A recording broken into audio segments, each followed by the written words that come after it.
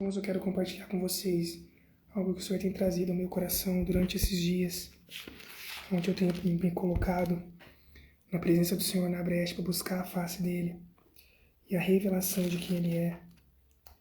Eu quero compartilhar com vocês aquilo que o Senhor tem ministrado ao meu coração durante esses dias. Ele tem me levado a um lugar onde o caráter dEle é forjado em nós, onde minhas provações e minhas dificuldades e até mesmo sofrimentos que Ele permite em nós, o nosso caráter está sendo aperfeiçoado, porque Jesus Cristo é o homem do caráter perfeito, Ele é Deus. E nós que somos discípulos de Jesus precisamos viver o verdadeiro evangelho. A gente vive numa geração onde está sendo pregado o evangelho conveniente, onde Deus abençoa e as pessoas vivem para pedir as suas bênçãos como se Deus estivesse devendo algo para alguém. Mas Deus já entregou tudo de melhor que Ele tinha naquela cruz, que é o seu Filho amado Jesus Cristo, que derramou o seu sangue, verteu o seu sangue precioso. E Jesus Cristo derramou o Espírito Santo de Deus. Jesus Cristo declarou na sua palavra que existe uma cruz para cada um de nós carregarmos. Jesus diz assim: quem quiser vir após mim, negue-se a si mesmo, dia a dia, tome a sua cruz e siga-me. Quem achar a sua vida perderá, mas aquele que perder a sua vida por amor de mim, a achará. A verdade é que Ele veio para que a gente tenha vida e a tenhamos com abundância.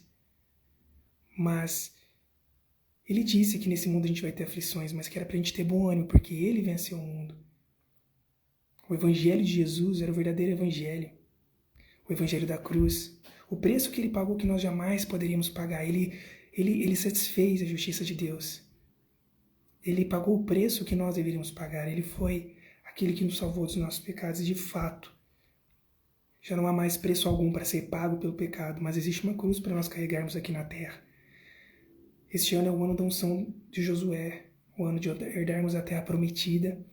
E a verdade é que o que Jesus fez conosco foi exatamente a visão do que aconteceu ali no Egito, porque o mais lindo é que Moisés era a figura de Cristo, o libertador, porque a Bíblia aponta inteiramente para Jesus. E o povo de Israel foi liberto da escravidão do Egito, que é o mundo. Quero que você pense naquilo que Jesus fez na cruz. Jesus Cristo nos libertou da escravidão do mundo e Jesus Cristo também nos libertou da escravidão do pecado. Ou seja, o povo de Israel estava escravo e essa escravidão é o pecado. E Jesus Cristo foi conduzindo a cada um de nós a liberdade. Então você pode perceber que quando Deus libertou o povo de Israel, Ele levou o povo de Israel primeiramente a um batismo, porque eles passaram no Mar Vermelho. O Mar Vermelho se abriu, eles passaram ali. Eu quero que você imagine a profundeza do oceano ali aberto. O oceano é muito profundo, mas o Mar Vermelho também era um mar que tinha certa profundidade. Imagine eles passando a pés enxutos naquele mar. Então eles passaram ali naquele batismo, que representava quando a gente aceita Jesus e somos batizados, e rumo à Terra Prometida, que representa a nova Jerusalém Celestial, como nós somos peregrinos nesse mundo. Não adianta a gente querer viver uma vida confortável aqui, uma vida de regalos nessa terra e não procurarmos viver com propósito, porque isso aqui é passageiro. Certa vez o Senhor me deu uma revelação de que aqui é o único lugar que nós vamos provar o nosso amor pelo Senhor em minhas tentações, em minhas adversidades, em minhas guerras espirituais, porque depois Ele vai enxugar dos olhos toda lágrima. Já não vai mais ter galardão, já não vai mais ter recompensa, não vai ter como provar o nosso amor por Ele. Porque de fato Ele derramou sua vida na cruz. E o verdadeiro evangelho é aquele que responde a esse amor. Responde ao amor do caráter perfeito do Messias. Ora, a Bíblia diz, se Ele morreu por nós, logo nós não devemos viver mais para nós, mas por aquele por quem por nós morreu e ressuscitou. Então, é tão maravilhoso que a peregrinação no deserto representa a vida com Cristo aqui na terra. O destino do povo de Israel não era o deserto, embora o Senhor Jesus trazia oásis para eles, colunas de fogo à noite para iluminar eles, os sapatos deles não se desgastavam, as roupas também não, vinha o maná do céu que representava o pão da vida que é Cristo, mas ali não era o destino deles. O destino deles era a Nova Jerusalém Celestial, e nós, a igreja, não podemos nos distrair achando que o deserto, esse mundo, é o nosso destino, não. É por isso que nós temos que viver aqui com a certeza de que nós temos que experimentar as dores do Messias. É isso que eu estou dizendo. Muitos podem se escandalizar, mas a Bíblia diz: quero ser participante das aflições do Senhor e conhecer o poder da glória do Senhor. A palavra de Deus fala que se nós somos participantes das suas aflições, nós também seremos de sua glorificação e nós nos manifestaremos com ele. E Jesus ainda disse, não há servo maior que seu Senhor, se perseguiram a mim, vão te perseguir também. Eu quero ler aqui sobre o caráter do Messias em Isaías 53, que é algo que me toca muito, que diz assim, quem deu crédito à nossa pregação, quem se manifestou o braço do Senhor? Porque foi subindo como renovo perante ele, como raiz de uma terra seca, não tinha beleza nem formosura, e olhando nós para ele, não havia boa aparência nele para o que desejássemos, para que nós viéssemos a desejá-lo. No versículo 3 diz, ele era desprezado e o mais rejeitado entre os homens, homem de dores, experimentados nos sofrimentos, e comum de quem os homens escondiam o rosto era desprezado e não fizemos dele caso algum. Verdadeiramente ele tomou sobre si as nossas dores e enfermidades. As nossas dores levou sobre si, e nós o reputávamos por aflito, ferido de Deus e oprimido. Mas ele foi ferido por causa das nossas transgressões e moído por causa das nossas iniquidades. O castigo que nos traz a paz estava sobre ele, e pelas suas pisaduras nós fomos sarados. Todos nós andávamos desgarrados como ovelhas, e cada um se desviava pelo seu caminho. Mas o Senhor fez cair sobre ele a iniquidade de todos nós. Ele foi oprimido e afligido, mas não abriu sua boca. Como um cordeiro foi levado ao matadouro, e como uma ovelha muda perante os teus tosqueadores, assim ele não abriu a sua boca. Da opressão e do juízo foi tirado, e quem contará o tempo da sua vinda? Da sua vida na terra, porquanto foi cortado da terra dos viventes, pela transgressão do seu povo, do meu povo, foi atingido. E puseram ele na sepultura com os ímpios e com o rico, na sua morte, ainda que não cometeu injustiça, nem houve engano em sua boca. Todavia, o Senhor Deus, o Pai, agradou Moê-lo, fazendo enfermar, quando a sua alma se puser por expiação do pecado, verá a sua posteridade, prolongará os seus dias, e o bom prazer do Senhor prosperará na sua mão. Ele verá o fruto do trabalho da sua alma e ficará satisfeito com o seu conhecimento. Com o seu conhecimento, meu servo justo justificará muitos, porque as iniquidades deles levará sobre si. Esse é Jesus. Por isso lhe darei a parte de muitos, e com os poderosos repartirá ele despojo, porquanto derramou a sua alma na morte. Foi contado com os transgressores, mas ele levou sobre si o pecado de muitos e intercedeu pelos transgressores. Eu quero que você reflita no que Jesus disse, não há servo maior que seu Senhor. Se perseguiram a mim, vão te perseguir também. Jesus aqui na terra não foi recebido, Jesus aqui na terra não foi aplaudido. Jesus Cristo foi rejeitado pelos próprios irmãos dele, os irmãos de sangue dele, filhos de Maria, que diziam a ele assim, você não é o Messias, vai lá se manifestar a Israel, não é chegado ainda o tempo de você fazer isso? Jesus dizia, não é chegada a minha hora. Jesus Cristo foi rejeitado pelo seu próprio povo, porque era necessário que isso acontecesse. Eu quero deixar claro que o caráter do Messias, o caráter do homem que esteve na terra, é poderoso. A Bíblia diz que o Messias, ele é o Mashiach ben David, o Mashiach ben Yosef. O Messias filho de Davi, o Messias filho de Yosef. Há um caráter. Há um caráter para o Messias rejeitado, o sofredor, homem de dores. E há um caráter do Messias filho de Davi, que é aquele que sempre existiu na eternidade, que nos criou, que é glorificado, que é todo poderoso, que tem os olhos em chamas, os cabelos alvos como a neve, e tem um cinturão de ouro, e é o Rei da Glória, ele é o Rei da Glória. Todavia, aquele que rejeita o homem de dores, aquele que se fez homem, despiu da sua glória, por amor de nós, certamente não será participante da glorificação do Messias glorioso, filho de Davi. É isso que os judeus não entendem. Os judeus não entendem que Jesus Cristo veio primeiro como homem, como cordeiro, para se sacrificar pelos nossos pecados, para satisfazer a vontade do Senhor Deus. Mas ele voltará como um leão, como escrito em Daniel. Daniel descreve o mesmo Jesus com os olhos em chamas, com um cinturão de ouro ao redor, glorioso, com vestes brancas. É o mesmo Jesus que o João, o discípulo de Jesus, descreve 1000 anos depois em Apocalipse, o mesmo de olhos em chamas, glorioso, de vestes brancas, o cordão de ouro, o cinturão de ouro ao redor do corpo. Então aquele que rejeita a cruz de Cristo, aquele que não quer carregar a sua cruz, como vai receber a coroa de glória? A verdade é que é um privilégio viver aqui nessa terra, nessa peregrinação, louvando e adorando o Senhor. Nós estamos ainda na festa dos tabernáculos. E é isso que o Senhor tem ministrado no meu coração. Eu quero aqui também deixar um exemplo de todas as vezes que eu estou na presença do Senhor, o Senhor me traz a lembrança e a memória, a vida da minha mãe, a noiva dele, aquela a quem ele se revelou.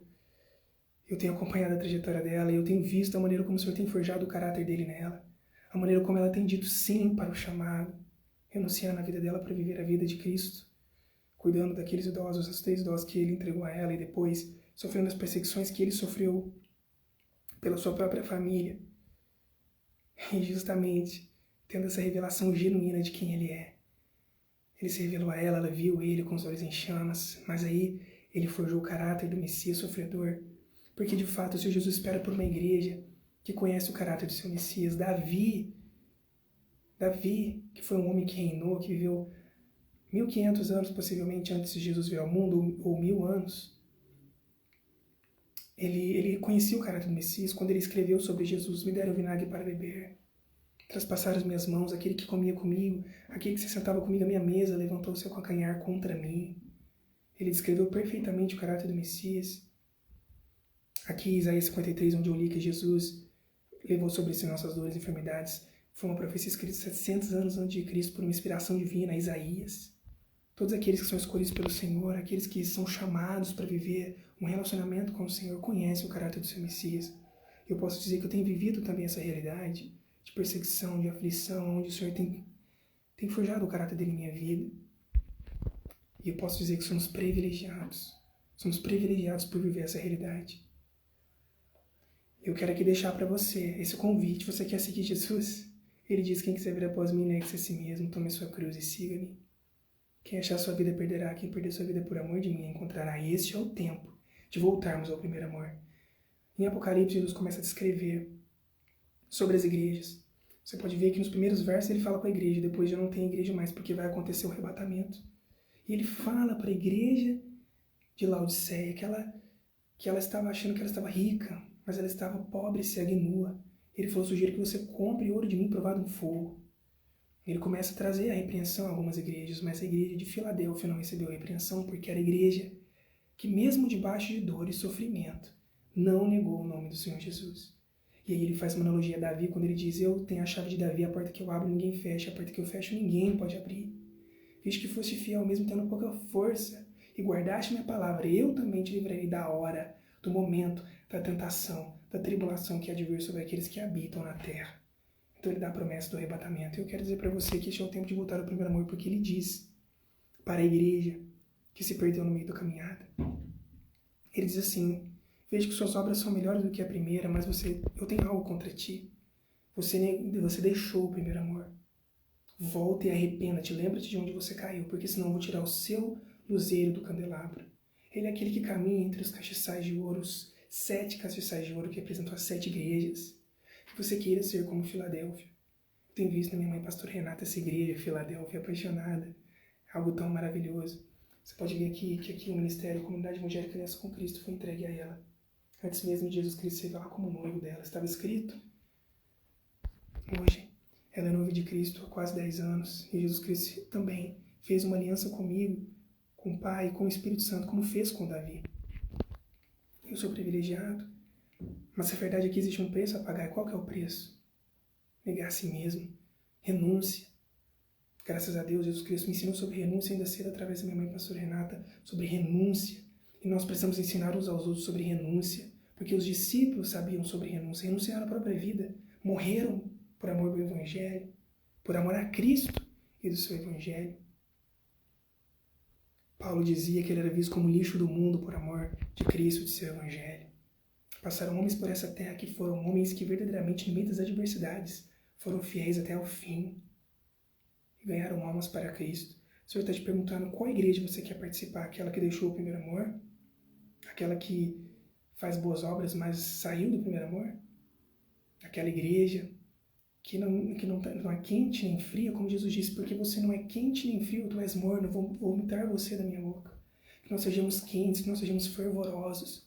Porque no altar do Senhor existe uma chama que nunca se apaga. Os serafins que estão ali, guardando o trono de Deus, e assim como os querubins também abaixo, eles são como tochas de fogo. Os olhos de Jesus são como chamas de fogo, portanto nós temos que ser fervorosos. Como num relacionamento nós não podemos ser frios. Precisamos nos entregar por completo.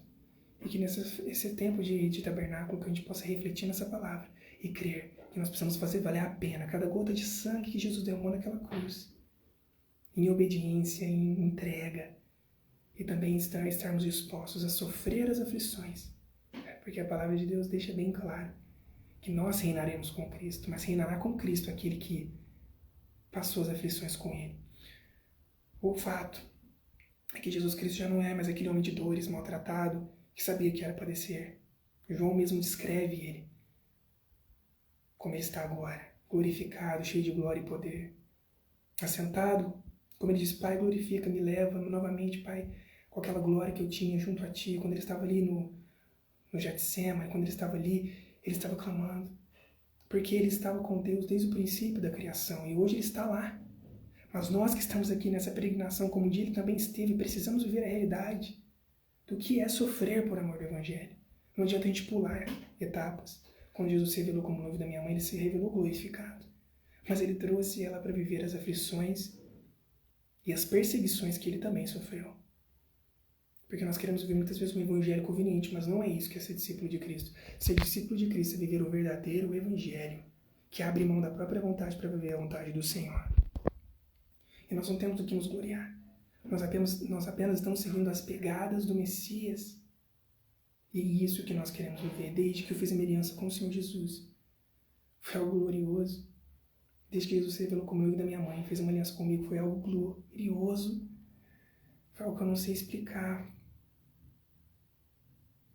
Sobrenatural.